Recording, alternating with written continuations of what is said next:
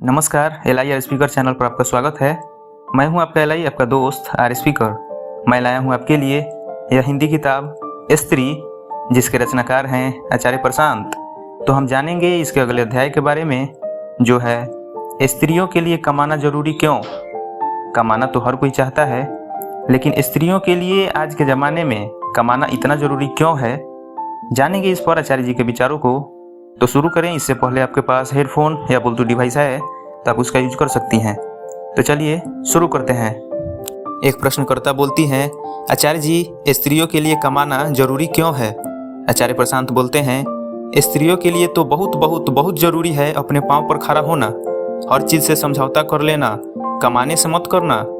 आदमी के लिए भी जरूरी है और औरत के लिए भी जरूरी है, पर लड़कियों के लिए, स्त्रियों के लिए विशेषतः जरूरी है कि वो जिंदगी के किसी भी मुकाम पर आर्थिक रूप से दूसरों पर निर्भर ना हो जाए। और प्रकृति का खेल कुछ ऐसा है कि आर्थिक रूप से सबसे ज़्यादा पराश्रित स्त्रियों को होना पड़ता है। वे स्त्रियों के लिए कहते हैं, शादी हो गई तो नौकरी छोड़ दो क्योंकि पति दूसरे शहर में रहता है। लो हो गई बेरोजगार, हो गई ना बेरोजगार। पति थोड़े ही नौकरी छोड़ता है, कभी नौकरी हमेशा कौन छोड़े, लड़की छोड़े। अब इतना आसान है दूसरी जगह पर नौकरी मिल जाना, गई नौकरी। अपना व्यवसाय आसानी से वो नहीं चला सकती, क्योंकि अपना व्यवसाय चलाने के लिए दौड़ धूप करनी पड़ती है। और मन में ये बात बैठ गई है कि दौड़ धूप करना तो लड़कियों का काम नहीं। पुनः प्रश्नकर्ता बोलती है कि आचार्य जी ऐसा भी होता है कि बाहर का काम भी देखना पड़ता है और घर का काम भी, दोनों। आचार्य प्रशांत व्यंग के माध्यम से स्त्रियों के पक्ष में बोलते हैं, और अगर दौड़ धूप कर रहे हो तो साथ ही साथ घर को भी देखो, दोगुना बोझ लो। जब दोगुना बोझ रहेगा तो बाहर सफलता मिलने की संभावना कम हो जाएगी। सफलता ना मिले तो ठप्पा लग जाएगा कि इनसे बाहर का काम तो होता नहीं, चली थी बहुत फन्ने खान बनने। लो, पैसा भी डुबा दिया और असफलता भी मिली। और इसके बाद अगर मातृत्व आ गया, माँ बन गई, तो महीनों महीनों तक घर में बैठो, वो भी जिंदगी के एक बार नहीं, हो सकता है 2-4 बार। अब बैठे रहो घर पर, और एक बार घर पर बैठ जाओ कुछ महीनों या कुछ साल, तो उसके बाद जो अपनी तीक्ष्णता होती है, शार्पनेस होती है, वो भी कुंद हो जाती है। वे कहते हैं कि तलवार को जंग लग जाता है, फिर बाहर निकालने का खुद ही मन नहीं करता।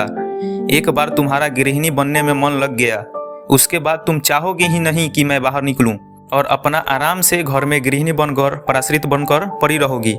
आदमी बेरोजगार हो जाए तो दुनिया लानतें भेजती है, अहंकार के खातिर ही सही, लेकिन उसे उठकर बाहर निकलना पड़ता है कि कुछ कमाऊं। औरत बेरोजगार घर में पड़ी रहे, उसे कोई कुछ नहीं कहता, कोई ताना नहीं मारेगा, वो पड़ी है बढ़िया। ये खतरनाक बात है, इससे बचना। कहते हैं कि कम कमाओ, लेकिन इतना तो जरूर कमाओ कि रोटी अपनी खाओ।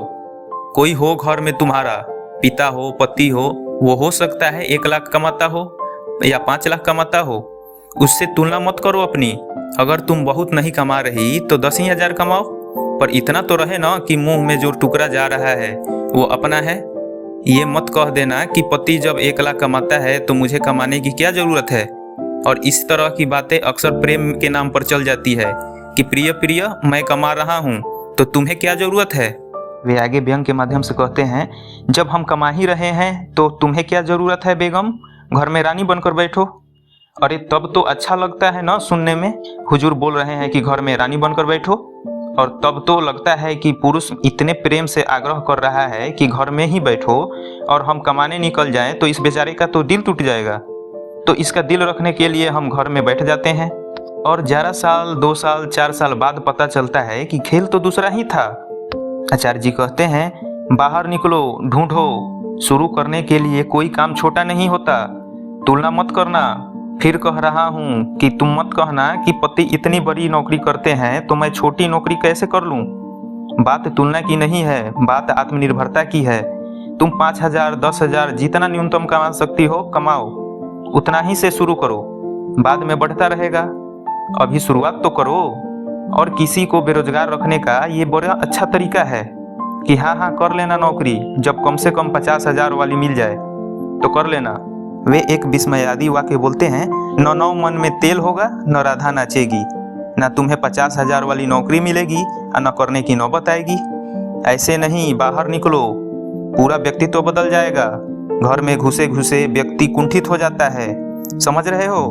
बाहर निकलो, मैं घर के काम को छोटा नहीं कह रहा हूँ। मैं सिर्फ कह रहा हूँ कि जो घर में कैद हैं उसे दुनिया का कुछ पता ही नहीं चलेगा।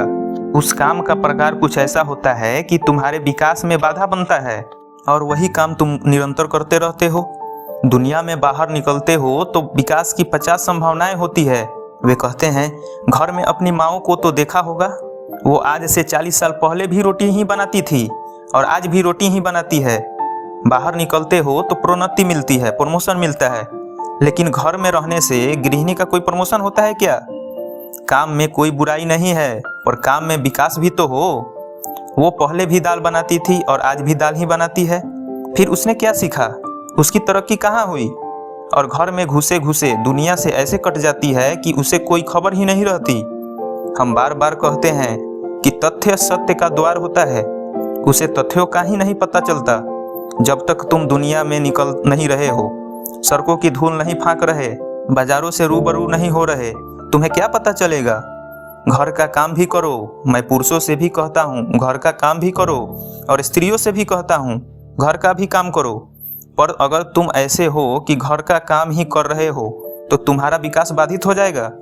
मैं दोहरा कर कह रहा हूँ ताकि किसी को गलतफहमी न हो जाए। मैं घर के काम को छोटा नहीं मानता। घर अपना है, घर के सारे काम अपने हैं। छोटे कैसे हो सकते हैं? किसी और का घर थोड़े ही है, अपना ही तो घर है ना।